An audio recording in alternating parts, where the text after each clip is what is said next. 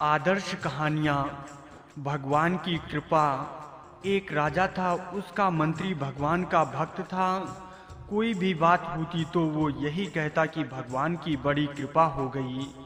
एक दिन राजा के बेटे की मृत्यु हो गई। मृत्यु का समाचार सुनते ही मंत्री बोल उठा, भगवान की बड़ी कृपा हो गई। ये बात राजा को बुरी तो लगी, पर वो चुप रहा। कुछ दिनों के बाद राजा की पत्नी की भी मृत्यु हो गई। मंत्री ने कहा, भगवान की बड़ी कृपा हो गई। राजा को गुस्सा आया, पर उसने गुस्सा पी लिया, कुछ बोला नहीं। एक दिन राजा के पास एक नई तलवार बनकर आई। राजा अपनी अंगुली से तलवार की धार देखने लगा तो धार बहुत तेज होने के कारण चट से उसकी अंगुली कट गई। मंत्री पास में ही खड़ा था। वो बोला, भगवान की बड़ी कृपा हो गई। अब राजा के भीतर जमा गुस्सा बाहर निकला और उसने तुरंत मंत्री को राज्य से बाहर निकल जाने का आदेश दे दिया और कहा कि मेरे राज्य में अन्न जल ग्रहण मत करना। मंत्री बोला, भगवान की बड़ी कृपा हो गई। मंत्री अपने घर भी नहीं गया, साथ में कोई वस्तु भी नहीं ली और राज्य के बाहर निकल गया। कुछ दिन बीत गए। एक राजा अपने साथियों के साथ शिकार खेलने के लिए जंगल गया। जंगल में एक सूअर का पीछा करते करते राजा बहुत दूर घने जंगल में निकल गया। उसके सभी साथी बहुत पीछे छूट गए। वहां जंगल में डाकुओं का एक दल रहता था। उस दिन डाकुओं ने काली देवी को एक मनुष्य की बलि देने का विचार किया हुआ था। संयोग से डाकुओं ने राजा को देख लिया। उन्होंने राजा को पकड़कर बांध लिया।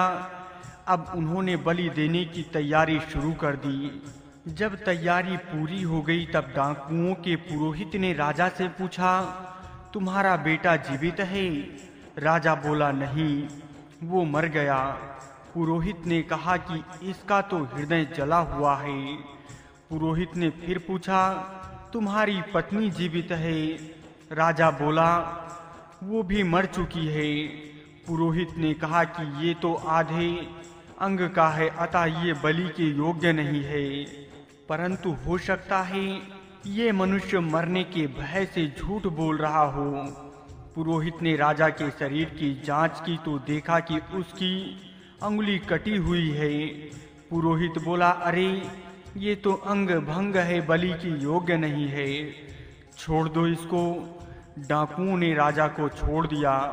राजा अपने घर लौट आया। लौटते ही उसने अपने आदमियों को आज्ञा दी कि हमारा मंत्री जहाँ भी हो उसको तुरंत ढूंढकर हमारे पास लाओ। जब तक मंत्री वापस नहीं आएगा तब तक मैं अन्न ग्रहण नहीं करूँगा। राजा के आदमियों ने मंत्री को ढूंढ लिया और उससे तुरंत राजा के पास वापस चलने की प्रार्थना की। मंत्री ने कहा, भगवान की बड़ी कृपा हो गई। मंत्री राजा के सामने उपस्थित हो गया। राजा ने बड़े आदर पूर्वक मंत्री को बिठाया और अपनी भूल पर पश्चाताप करते हुए जंगल वाली घटना सुनाकर कहा कि पहले मैं तुम्हारी बात को समझा नहीं, अब समझ में आया कि भगवान की मेरे पर कितनी कृपा थी। भगवान की कृपा से अगर मेरी उंगली ना कटती तो उस दिन मेरा गला कट जाता, परंतु जब मैंने तुम्हें राज्य से निकाल दिया तब तुमने कहा कि भगवान की बड़ी कृपा हो गई। तो वो क्या कृपा थी, ये अभी मेरे समझ में नहीं आया। मंत्री बोला, महाराज, जब आप शिकार करने गए तब भी मैं आपके साथ जंगल में जाता। आपके साथ मैं भी जंगल में बहुत दूर निकल जाता, क्योंकि मेरा घोड़ा आपके घोड़े से कम तेज नहीं है। डाकू लोग आपके साथ मेरे को भी पकड़ लेते। आप तो उंगली कटी होने के कारण बच गए, पर मेरा तो उस दिन गला कट ही जाता। इसलिए भगवान की कृपा से मैं आपके साथ नहीं था, राज्य से बाहर था, अतः मरने से बच गया। अब मैं पुनः अपनी जगह वापस आ गया हूँ। ये भगवान की कृपा ही तो है। पाप का फल भोगना ही पड़ता है। मनुष्य को ऐसी शंका नहीं करनी चाहिए कि मेरा पाप तो कम था पर दंड अधिक भोगना पड़ा, अथवा मैंने पाप तो किया नहीं पर दंड मुझे मिल गया। कारण कि ये सर्वज्ञ, सर्वसुहृद, सर्वसामर्थ भगवान का विधान है कि पाप से अधिक दंड कोई नहीं भोगता, और जो दंड मिलता है वो किसी न किसी पाप का ही फल होता है। एक सुनी हुई घटना है। किसी गांव में एक सज्जन रहते थे। उनके घर के सामने एक सुनार का घर था। सुनार के पास सोना आता रहता था और वो गढ़ कर देता रहता था। ऐसे वो पैसे कमाता था। एक दिन उसके पास अधिक सोना जमा हो गया। रात्रि में पहरा लगाने वाले सिपाही को इस बात का पता लग गया। उस पहरेदार ने रात्रि में उस सुनार को मार दिया और जिस बक्से में सोना था उसे उठाकर चल दिया। इसी बीच सामने रहने वाले सज्जन लघु शंका के लिए उठकर बाहर आए। उन्होंने पहरेदार को पकड़ लिया कि तू इस बक्से को कैसे ले जा रहा है। तो पहरेदार ने कहा, तू चुप रहे, हल्ला मत कर, इसमें से कुछ तू ले ले और कुछ मैं ले लूं। सज्जन बोले, मैं कैसे ले लूं, मैं चोर थोड़े ही हूं। पहरेदार ने कहा, देख तू समझ जा, मेरी बात मान ले, नहीं तो दुख पाएगा। पर वह सज्जन नहीं माने। तब पहरेदार ने बक्सा नीचे रख दिया और उस सज्जन को पकड़कर जोर से सीटी बजा दी। सीटी सुनते ही और सब जगह पहरा लगाने वाले सिपाही दौड़कर वहां आ गए। उसने सबसे कहा कि ये इस घर से बक्सा लेकर आया है और मैंने इसको पकड़ लिया। तब सिपाहियों ने घर में घुसकर देखा कि सुनार मरा पड़ा है। उन्होंने उस सज्जन को पकड़ लिया और राजकीय आदमियों के हवाले कर दिया।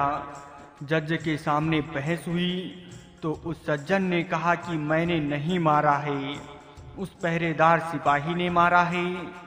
सब सिपाही आपस में मिले हुए थे। उन्होंने कहा कि नहीं, इसी ने मारा है, हमने खुद रात्रि में इसे पकड़ा है इत्यादि। मुकदमा चला। चलते चलते अंत में उस सज्जन के लिए फांसी का हुक्म हुआ। फांसी का हुक्म होते ही उस सज्जन के मुख से निकला, देखो सरासर अन्याय हो रहा है, भगवान के दरबार में कोई न्याय नहीं। मैंने मारा नहीं, मुझे दंड हो, और जिसने मारा है वो बेदाग छूट जाए, जुर्माना भी नहीं। ये अन्याय है। जज पर उसके वचनों का असर पड़ा कि वास्तव में ये सच्चा बोल रहा है। इसकी किसी तरह से जांच होनी चाहिए। ऐसा विचार करके उस सज्जन जज ने एक षड्यंत्र रचा। सुबह होती ही एक आदमी रोता चिल्लाता हुआ आया और बोला, हमारे भाई की हत्या हो गई सरकार, इसकी जांच होनी चाहिए।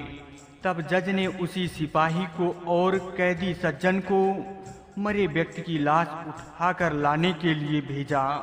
दोनों उस आदमी के साथ वहां गए जहां लाश पड़ी थी।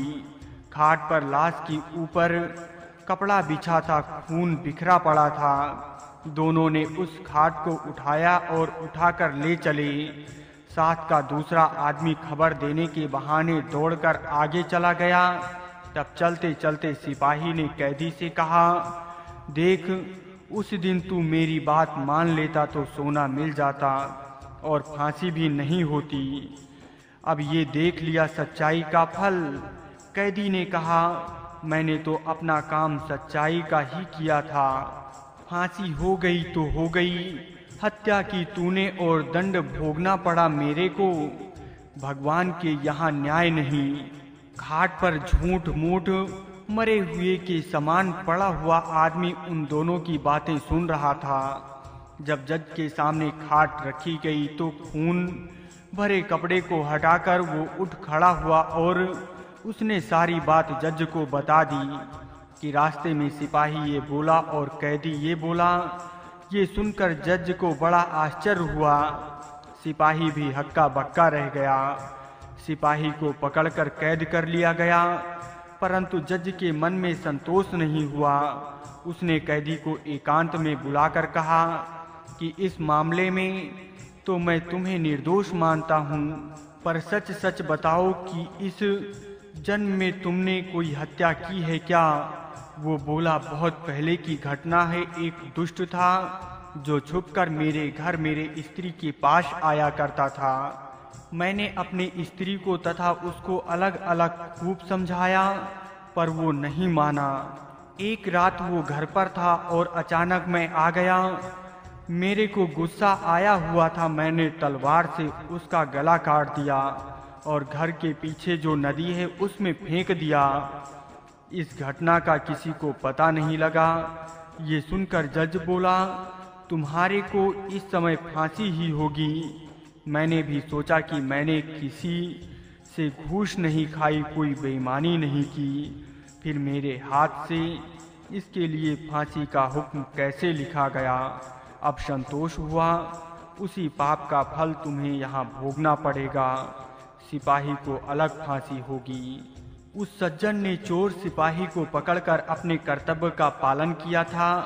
फिर उसको जो दंड मिला वो उसके कर्तव्य पालन का फल नहीं है, प्रयुक्त उसने बहुत पहले जो हत्या की थी उस हत्या का फल है।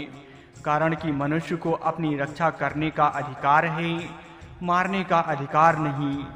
मारने का अधिकार रक्षक क्षत्रिय का, राजा का है। अतः कर्तव्य का पालन करने के कारण उस पाप का फल उसको यही मिल गया और परलोक के भयंकर दंड से उसका छुटकारा हो गया। कारण कि इस लोक में जो दंड भोग लिया जाता है उसका थोड़े में ही छुटकारा हो जाता है, थोड़े में ही शुद्धि हो जाती है, नहीं तो परलोक में बड़ा भयंकर दंड भोगना पड़ता है। इस कहानी से ये पता लगता है कि मनुष्य के कब किए हुए पाप का फल कब मिलेगा इसका कुछ नहीं पता। भगवान का विधान विचित्र है। जब तक पुराने पुण्य प्रबल रहते हैं तब तक उग्र पाप का फल भी तत्काल नहीं मिलता। जब पुराने पुण्य खत्म हो जाते हैं तब उस पाप की बारी आती है। पाप का फल तो भोगना ही पड़ता है, चाहे इस जन्म में भोगना पड़े या जन्मांतर में।